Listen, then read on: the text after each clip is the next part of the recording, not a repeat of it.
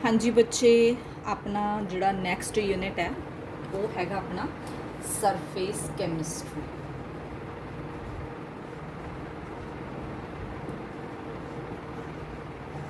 ठीक है, surface chemistry पहला तो हुंदा की है, जे आप डेफिनेशन देनी हो सरफेस कैमिस्ट्री की चीज़ होंगी है। Surface chemistry is branch which deals with the nature of surface and phenomena that occur on the surface. ठीक है, सरफेस ते होने वाले फिनोमिनन्स ते सरफेस दी जिहड़ी हैगी आ नेचर ਉਹਦੀ स्टडी करदा, ਉਹਨੂੰ ਆਪਾਂ सरफेस कैमिस्ट्री कह ਦਿੰਦੇ ਹਾਂ।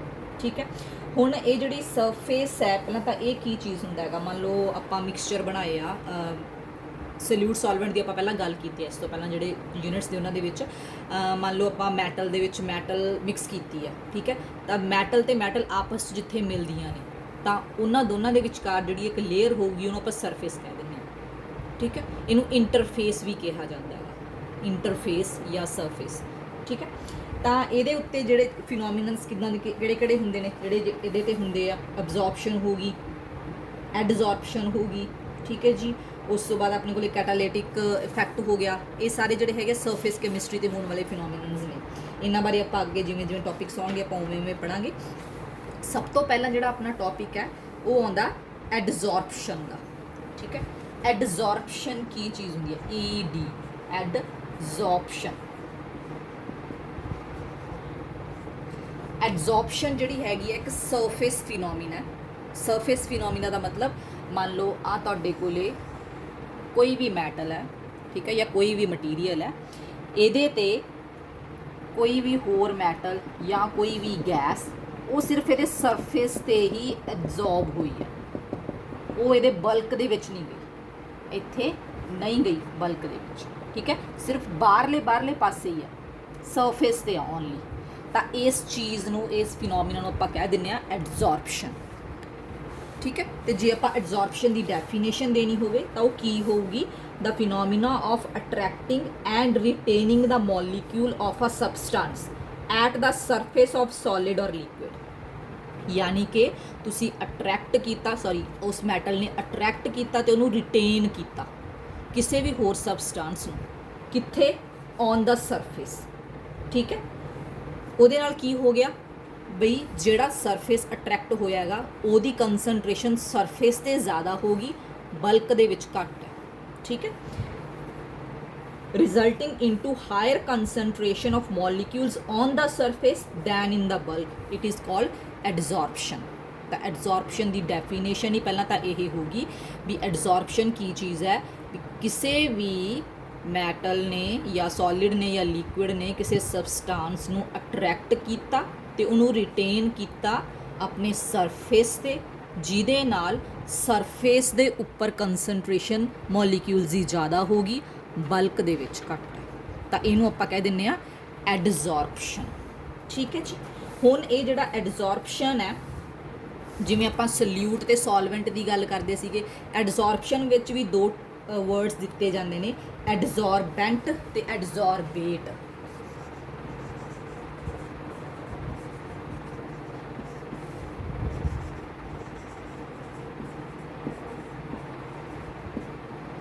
हुण एडजॉर्बेंट ते एडजॉर्बेट की चीज़ होंदी है, सॉलिड सबसटेंस जिहदे सरफेस ते एडजॉर्प्शन होवे उहनूं एडजॉर्बेंट कहंदे आ। एडजॉर्बेंट की हो गया, आ वाला सॉलिड सरफेस जिहदे दे एब्जॉर्प्शन हुई है। ठीक है, solid surface is called adsorbent, जिन्हें एडजॉर्ब किया वो एडजॉर्बेंट है। एडजॉर्बेट जिहड़ा तुहाडा एडजॉर्ब होया, ठीक है, मतलब कोई भी गैस या कोई भी लिक्विड जिहड़ा एडजॉर्ब होया, ये तुहाडा एडजॉर्बेट है। समझ लगी? एडजॉर्बेंट की है, जिन्हें एब्जॉर्ब किया। ठीक है, मैटल हो जूगी, कोई भी सॉलिड सबसटेंस हो गया जिन्हें एब्जॉर्ब किया। एडजॉर्बेट की हो गया, जिहड़ा उहदे ते एब्जॉर्ब होया हैगा। ठीक है जी, उस तरह अपने कोले जे तुसी मतलब एग्जाम्पल दे नाल इहनूं क्लीयर करना है ठीक है। तो एक अपने कोले सिलिका जैल हुंदी है, तुसी सारे कोई ना कोई नवीं टिफिन लैके आउने हो या बॉटल लैके आउने हो, तो उन्हां दे विच ना एक छोटी जी इदां दी चिप जी हुंदी आ, मोरियां वाला एक छोटा जिहा बैग जिहा हुंदा, पॉली बैग जिहा हुंदा गा, जे तुसी उहनूं खोल के देखो ना, उहदे विच चिट्टे चिट्टे क्रिस्टल जे हुंदे, इन्हां नूं सिलिका जैल कह दिंदे आ, ठीक है। ये जिहड़ी सिलिका जैल है, इहदा काम की हुंदा, ये ना मॉइस्चर नूं एब्जॉर्ब करदी है, ठीक है। तो किसी भी चीज़ नूं ये मॉइस्चर फ्री रखदी है, जुत्तियां चों भी निकलदा ये, बॉटल्स जे आपां नवीआं लैके आईए या टिफिनस नवीआं लैके आईए, कोई भी प्लास्टिक की चीज़ है, लैदर की चीज़ नवीं लैके आईए, पर्स लैके आईए, तो उन्हों चों भी निकलदा, तो यह सिलिका जैल हुंदी है, ठीक है। तो आ जिहड़े क्रिस्टल्स हो गए सिलिका जैल दे, ठीक है, ये की हो गए, ये तुहाडे हो गए एडजॉर्बेंट, तो जिहड़ा इहदे विच मॉइस्चर हो गया, जिन्हों इहने सोखना हैगा, वो तुहाडा की हो गया एडजॉर्बेट, ठीक है। सिलिका जैल एडजॉर्बेंट, तो मॉइस्चर की हो गया तुहाडा एडजॉर्बेट। इसे तरह जे आपां हुण ये वाली जिहड़ी हैगी अपने कोले जिहड़ी एब्जॉर्प्शन प्रोसैस है, जे आपां मान लो तुस इन्हें एब्जॉर्ब कर लिया मॉइस्चर, सिलिका जैल ने, तुसीं इहनूं जे गर्म कर दो तो सारा मॉइस्चर जिहड़ा हैगा वो वेपर बन के उड़ जूगा दोबारा फिर, ठीक है। तो ये विचों सारे निकल जाएंगे, ये एब्जॉर्प्शन सारी की सारी फिर खत्म हो जाऊगी तुहाडी, ठीक है। आ वाले सारे मॉलीक्यूल्स हट जाएंगे जे तुसीं टैंपरेचर इनक्रीज़ कर दोगे, जे ये मॉलीक्यूल्स सारे हट गए, ठीक है, तो अपने कोले सिंपल जिहड़ी हैगी आ सरफेस मिल जूगा आपां नूं। तो ये जिहड़ा प्रोसैस है रिवर्स प्रोसैस जे आपां करिए, तो इस रिवर्स प्रोसैस नूं आपां की कह दिंदे आ डिजॉर्प्शन, ठीक है।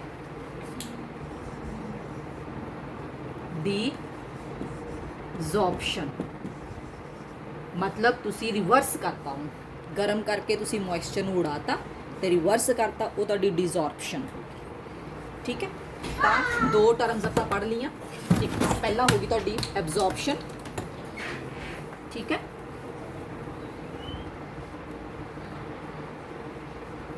दूसरी अपनी डिजॉर्प्शन, ਇਹਦਾ रिवर्स, एब्जॉर्प्शन ਦਾ रिवर्स, वो ਤੁਹਾਡੀ डिजॉर्प्शन, ठीक है।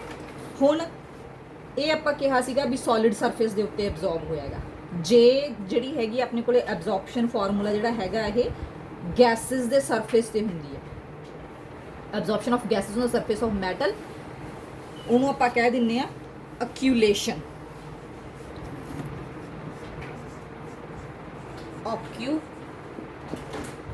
ऑक्यूलेशन। ये की चीज़ हुंदी आ, ये सॉलिड दे उत्ते या मैटल दे उत्ते जे गैस अब्जॉर्ब हो रही है, तो एक्यूलेशन, ठीक है जी। हुण एग्जाम्पल्स दित्तियां होईयां तुहाडे एब्जॉर्प्शन दियां, बुक के उत्ते भी दित्तियां होईयां तुहाडे भी एब्जॉर्प्शन दियां किहड़ियां एग्जाम्पल्स ने, तो इन्हां ने सब तो पहलां जिहड़ी एग्जाम्पल की गल कीती है वो की हैगी है तुहाडी चारकोल दी। चारकोल यानी कि कोल पीस जिहड़ा हुंदा हैगा, ਉਹਨੂੰ ਜੇ ਆਪਾਂ ਰੱਖ ਦਈਏ ਐਟਮੋਸਫੀਅਰ ਦੇ ਵਿੱਚ, ਤਾਂ ਉਹ ਕਿਸੇ ਵੀ ਗੈਸ ਨੂੰ ਜਿਹੜਾ ਹੈਗਾ ਐਬਜ਼ੌਰਬ ਕਰ ਸਕਦਾ ਹੈ, ammonia, sulphur dioxide, chlorine, oxygen, hydrogen, ਕਿਸੇ ਵੀ ਗੈਸ ਨੂੰ ਉਹਨੂੰ ਐਬਜ਼ੌਰਬ ਕਰ ਸਕਦਾ ਹੈ, ਠੀਕ ਹੈ। ਤਾਂ ਉਹਦੇ ਨਾਲ ਕੀ ਹੋ ਗਿਆ, ਉਹਦੀ ਐਬਜ਼ੌਰਪਸ਼ਨ ਹੋ ਜਾਂਦੀ ਹੈ ਗੈਸ ਦੀ ਚਾਰਕੋਲ ਦੇ ਉੱਤੇ, ਠੀਕ ਹੈ। ਇਸੇ ਤਰ੍ਹਾਂ ਜਿਹੜਾ ਚਾਰਕੋਲ ਹੈ, ਜੇ ਆਪਾਂ ਉਹਨੂੰ ਜਿਹੜੀ ਆਪਣੀ ਖੰਡ ਆਪਾਂ ਸ਼ੂਗਰ ਕੇਨ ਤੋਂ ਖੰਡ ਜਦੋਂ ਲੈਂਦੇ ਆ, ਤਾਂ ਉਹ ਜਿਹੜੀ ਹੁੰਦੀ ਆ ਉਹ ਯੈਲੋਇਸ਼ ਕਲਰ ਦੀ ਹੁੰਦੀ, ਯੈਲੋਇਸ਼ ਰੈੱਡ ਕਲਰ ਦੀ ਹੁੰਦੀ ਹੈ ਜਾਂ ਬਰਾਊਨ ਜਿਹੇ ਕਲਰ ਦੀ ਹੁੰਦੀ ਹੈ, ਪਰ ਜਿਹੜੀ ਖੰਡ ਆਪਾਂ ਵਰਤਦੇ ਆ ਉਹ ਚਿੱਟੇ ਰੰਗ ਦੀ ਹੁੰਦੀ ਹੈ। ਤਾਂ ਉਹਨੂੰ ਡੀਕਲਰਾਈਜ਼ ਕਰਨ ਦੇ ਲਈ, ਉਹਦੇ ਵਿੱਚ ਉਸ ਕਲਰ ਨੂੰ ਬਾਹਰ ਕੱਢਣ ਦੇ ਲਈ ਉਹਦੇ ਵਿੱਚ ਚਾਰਕੋਲ ਐਡ ਕੀਤਾ ਜਾਂਦਾ ਹੈ। ਚਾਰਕੋਲ ਕੀ ਕਰ ਦਿੰਦਾ ਹੈਗਾ, ਉਹਨੂੰ ਫਿਰ ਉਹਦੇ ਵਿੱਚੋਂ ਸਾਰਾ ਜਿਹੜਾ ਕਲਰ ਆ ਉਹਨੂੰ ਸੋਖ ਲੈਂਦਾ ਹੈਗਾ ਤੇ ਉਹਨੂੰ ਉਹ ਵਾਈਟ ਬਣ ਜਾਂਦਾ, ਤਾਂ ਉਹ ਡੀਕਲਰਾਈਜ਼ ਹੋ ਜਾਂਦਾ ਹੈ, ਠੀਕ ਹੈ। ਤਾਂ ਉੱਥੇ ਵੀ ਚਾਰਕੋਲ ਦੇ ਦੁਆਰਾ ਜਿਹੜਾ ਹੈਗਾ ਉਹ ਉਹਦਾ ਕਲਰ ਚੇਂਜ ਕੀਤਾ ਗਿਆ, ਅਬਜ਼ੌਰਪਸ਼ਨ ਕੀਤੀ ਗਈ ਹੈ ਚਾਰਕੋਲ ਦੁਆਰਾ, ਠੀਕ ਹੈ ਜੀ। ਉਸੇ ਤਰ੍ਹਾਂ ਸਿਲਿਕਾ ਜੈਲ ਵਾਲੀ ਆਪਾਂ ਪਹਿਲਾਂ ਹੀ ਕਰ ਚੁੱਕੇ ਹਾਂ। ਸਿਲਿਕਾ ਜੈਲ ਜਿਹੜਾ ਹੈਗਾ ਉਹ ਮੋਇਸਚਰ ਨੂੰ ਸੋਖ ਲੈਂਦਾ ਹੈਗਾ, ਠੀਕ ਹੈ। ਤਾਂ ਉਹ ਆਪਣਾ ਜਿਹੜਾ ਹੈਗਾ ਸਿਲਿਕਾ ਜੈਲ ਕੀ ਕਰ ਲੈਂਦਾ ਹੈਗਾ, ਆਪਣਾ ਐਬਜ਼ੌਰਬ ਕਰ ਲੈਂਦਾ ਹੈਗਾ ਮੋਇਸਚਰ ਨੂੰ, ਠੀਕ ਹੈ। ਤਾਂ ਇਹ ਵੀ ਐਗਜ਼ਾਮਪਲ ਹੈਗੀ ਤੁਹਾਡੀ ਐਬਜ਼ੌਰਬ। ਇਸ ਤੋਂ ਬਾਅਦ ਜੇ ਆਪਾਂ ਕਰੀਏ ਡਿਫਰੈਂਸ ਕਰਨਾ ਹੋਵੇ ਐਬਜ਼ੌਰਪਸ਼ਨ ਤੇ ਐਡਜ਼ੌਰਪਸ਼ਨ ਦੇ ਵਿੱਚ, ਤਾਂ ਉਹ ਕੀ ਚੀਜ਼ ਹੁੰਦਾ ਹੈਗਾ, ਆਪਾਂ ਐਡਜ਼ੌਰਪਸ਼ਨ ਦੀ ਗੱਲ ਕੀਤੀ ਹੈ। ਆਪਾਂ ਕਿਹਾ ਵੀ ਸਰਫੇਸ ਦੇ ਉੱਤੇ ਮੋਲੀਕਿਊਲਸ ਅਕਮੂਲੇਟ ਹੋ ਜਾਂਦੇ ਆ, ਇਹ ਐਡਜ਼ੋਰਪਸ਼ਨ ਹੈ। ਠੀਕ ਹੈ, ਅਬਜ਼ੋਰਪਸ਼ਨ ਕੀ ਹੁੰਦੀ ਆ? ਅਬਜ਼ੋਰਪਸ਼ਨ, ਮੰਨ ਲਓ ਤੁਸੀਂ ਕੱਪੜਾ ਉਹਨੂੰ ਪਾਣੀ 'ਚ ਪਾਤਾ ਤਾਂ ਕੱਪੜਾ ਪਾਣੀ ਨੂੰ ਸੋਖ ਲੂਗਾ, ਅੰਦਰ ਤੱਕ ਕੱਪੜਾ ਸਾਰਾ ਗਿੱਲਾ ਹੋ ਜੂਗਾ। ਠੀਕ ਹੈ, ਤਾਂ ਪਾਣੀ ਉਹਦੇ ਅੰਦਰ ਤੱਕ ਚਲਾ ਜਾਂਦਾ ਤਾਂ ਉਹ ਐਬਜ਼ੋਰਬ ਕਰ ਲੈਂਦਾ ਪਾਣੀ ਨੂੰ, ਇਹ ਤੁਹਾਡੀ ਐਬਜ਼ੋਰਪਸ਼ਨ। ਠੀਕ ਹੈ, ਇਹਨਾਂ ਦੋਨਾਂ ਦੇ ਵਿੱਚ ਫਿਰ ਕੀ ਡਿਫਰੈਂਸ ਹੋ ਗਿਆ? ਐਡਜ਼ੋਰਪਸ਼ਨ ਤੇ ਅਬਜ਼ੋਰਪਸ਼ਨ ਦੇ ਵਿੱਚ ਕੀ ਡਿਫਰੈਂਸ ਹੋ ਗਿਆ? ਪਹਿਲਾ ਪੁਆਇੰਟ ਤਾਂ ਇਹੀ ਹੋ ਗਿਆ ਵੀ ਜਿਹੜਾ ਤੁਹਾਡਾ ਐਡਜ਼ੋਰਪਸ਼ਨ ਹੈ ਇਹ ਤੁਹਾਡਾ ਸਰਫੇਸ ਫਿਨੋਮੀਨਾ ਹੈ। ਸਰਫੇਸ ਫਿਨੋਮੀਨਾ ਮਤਲਬ ਸਰਫੇਸ ਤੇ ਹੀ ਹੁੰਦਾ ਇਹ ਸਿਰਫ। ਠੀਕ ਹੈ, ਤਾਂ ਇਹ ਸਰਫੇਸ ਫਿਨੋਮੀਨਾ। ਅਬਜ਼ੋਰਪਸ਼ਨ ਤੁਹਾਡਾ ਬਲਕ ਫਿਨੋਮੀਨਾ, ਬਲਕ ਦੇ ਵਿੱਚ ਹੁੰਦਾ, ਸਾਰੇ ਦੇ ਸਾਰੇ ਦੇ ਵਿੱਚ ਹੁੰਦਾ। ਠੀਕ ਹੈ, ਉਸ ਤੋਂ ਬਾਅਦ ਜਿਹੜਾ ਆਪਣਾ ਐਬਜ਼ੋਰਪਸ਼ਨ ਹੈ ਇਹਦੇ ਵਿੱਚ ਮੋਲੀਕਿਊਲਸ ਦੀ ਕੰਸਨਟ੍ਰੇਸ਼ਨ ਸਰਫੇਸ ਤੇ ਹਾਇਰ ਹੈ ਤੇ ਬਲਕ ਦੇ ਵਿੱਚ ਲੋ ਆ। ਠੀਕ ਹੈ, ਸਰਫੇਸ ਤੇ ਹਾਇਰ ਕੰਸਨਟ੍ਰੇਸ਼ਨ, ਬਲਕ ਦੇ ਵਿੱਚ ਲੋਅਰ ਕੰਸਨਟ੍ਰੇਸ਼ਨ। ਇਹਦੇ ਵਿੱਚ ਪੂਰੇ ਦੇ ਵਿੱਚ ਯੂਨੀਫਾਰਮਲੀ ਡਿਸਟ੍ਰੀਬਿਊਟਡ ਹੁੰਦੇ ਨੇ। ਠੀਕ ਹੈ, ਕਿਤੇ ਵੀ ਆਈ ਨਹੀਂ ਹੈਗਾ ਵੀ ਕਿਤੇ ਕੰਸਨਟ੍ਰੇਸ਼ਨ ਵੱਧ ਹੋਊਗੀ ਕਿਤੇ ਕੰਸਨਟ੍ਰੇਸ਼ਨ ਘੱਟ ਹੋਊਗੀ, ਇਦਾਂ ਨਹੀਂ ਹੁੰਦਾ, ਯੂਨੀਫਾਰਮਲੀ ਡਿਸਟ੍ਰੀਬਿਊਟਡ ਹੁੰਦੀ ਹੈ। ਠੀਕ ਹੈ ਜੀ, ਇਸੇ ਤਰ੍ਹਾਂ ਆਪਣੇ ਕੋਲੇ ਜਿਹੜੀ ਐਬਜ਼ੋਰਪਸ਼ਨ ਹੈ ਇਹ ਪਹਿਲਾਂ ਤੇਜ਼ ਹੁੰਦੀ ਹੈ ਫਿਰ ਹੌਲੀ ਹੋ ਜਾਂਦੀ, ਕਿਉਂਕਿ ਸਰਫੇਸ ਕਵਰ ਹੋਣਾ ਸ਼ੁਰੂ ਹੋ ਜਾਂਦਾ। ਸਰਫੇਸ ਪਹਿਲਾਂ ਮੋਲੀਕਿਊਲਸ ਨੇ ਕਲੀਅਰ ਬਣਾ ਲਈ, ਦੂਸਰੇ ਮੋਲੀਕਿਊਲਸ ਨੂੰ ਤੇ ਜਿਹੜਾ ਹੈਗਾ ਕਮੂਲੇਟ ਹੋਣ ਤੇ ਡਿਫਿਕਲਟੀ ਹੋਊਗੀ ਕਿਉਂਕਿ ਸਰਫੇਸ ਤੇ ਥਾਂ ਹੀ ਨਹੀਂ ਬਚੀਗੀ।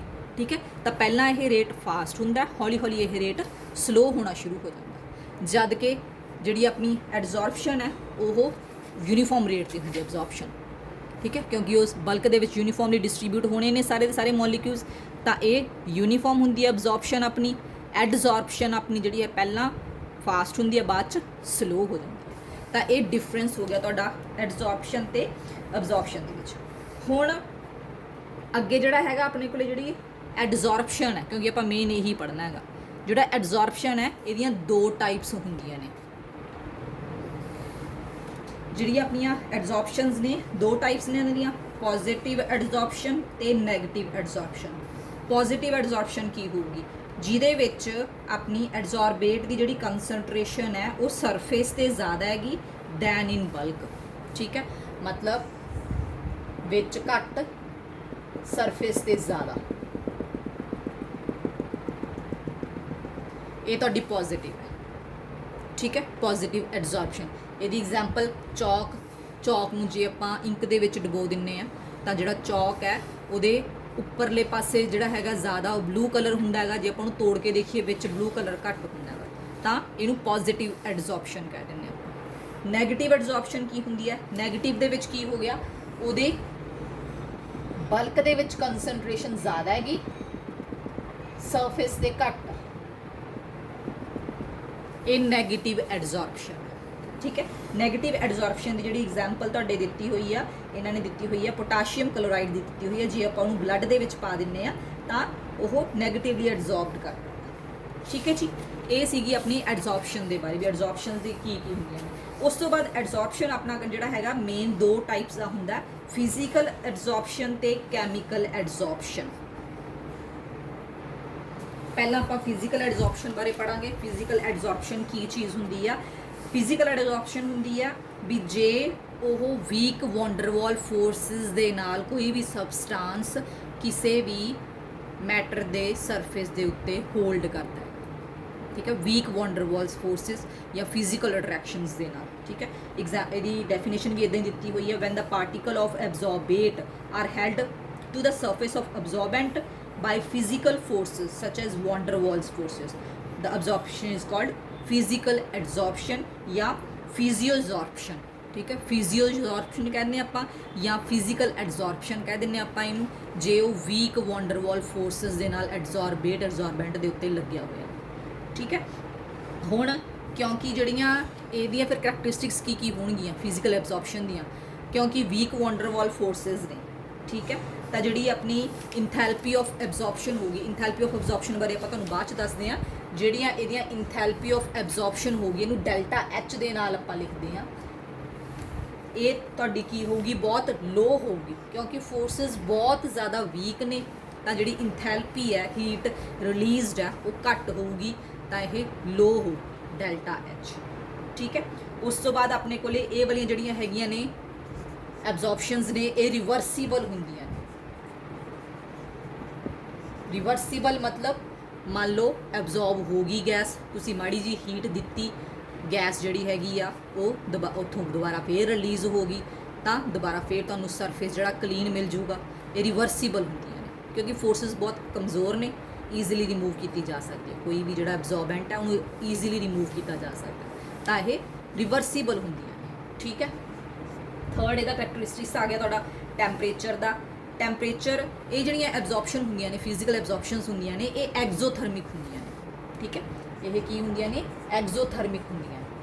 ਤਾਂ ਲੀ ਚੈਟਲੀਅਰ ਪ੍ਰਿੰਸੀਪਲ ਦੇ ਅਕੋਰਡਿੰਗ ਜਿਹੜਾ ਵੀ ਪ੍ਰੋਸੈਸ ਐਗਜ਼ੋਥਰਮਿਕ ਹੁੰਦਾ ਹੈਗਾ, ਜੇ ਆਪਾਂ ਉਹਦੇ ਵਿੱਚ ਟੈਂਪਰੇਚਰ ਨੂੰ ਇਨਕਰੀਜ਼ ਕਰ ਦਿੰਦੇ ਆ ਤਾਂ ਉਹ ਕੀ ਹੁੰਦਾ ਹੈਗਾ, ਐਬਜ਼ੌਰਪਸ਼ਨ ਜਿਹੜੀ ਹੈਗੀ ਆ, ਫਿਰ ਉਹ ਪ੍ਰੋਸੈਸ ਜਿਹੜਾ ਹੈਗਾ ਉਹ ਘਟਣਾ ਸ਼ੁਰੂ ਹੋ ਜਾਂਦਾ। ਮਤਲਬ ਉਹਦਾ ਜਿਹੜਾ ਹੈਗਾ ਪ੍ਰੋਸੈਸ ਆ, ਜੇ ਇਹ ਐਗਜ਼ੋਥਰਮਿਕ ਪ੍ਰੋਸੈਸ ਹੈ, ਤੁਸੀਂ ਟੈਂਪਰੇਚਰ ਇਨਕਰੀਜ਼ ਕਰ ਦਿੱਤਾ ਤਾਂ ਐਬਜ਼ੌਰਪਸ਼ਨ ਕੀ ਹੋ ਜੂਗੀ ਤੁਹਾਡੀ, ਡਿਕਰੀਜ਼ ਹੋ, ਕਿਉਂਕਿ ਟੈਂਪਰੇਚਰ ਜਿਹੜਾ ਹੈਗਾ ਹੀਟ ਤਾਂ ਪਹਿਲਾਂ ਹੀ ਨਿਕਲੀ ਜਾਂਦੀ ਹੈ ਬਾਹਰ, ਹੋਰ ਟੈਂਪਰੇਚਰ ਉਹਨੂੰ ਦੇ ਕੇ ਉਹ ਜਿਹੜਾ ਹੈਗਾ ਪ੍ਰੋਸੈਸ ਹੈ ਸਲੋ ਹੋ ਜੂਗਾ, ਡਿਕਰੀਜ਼ ਹੋ ਜੂਗਾ।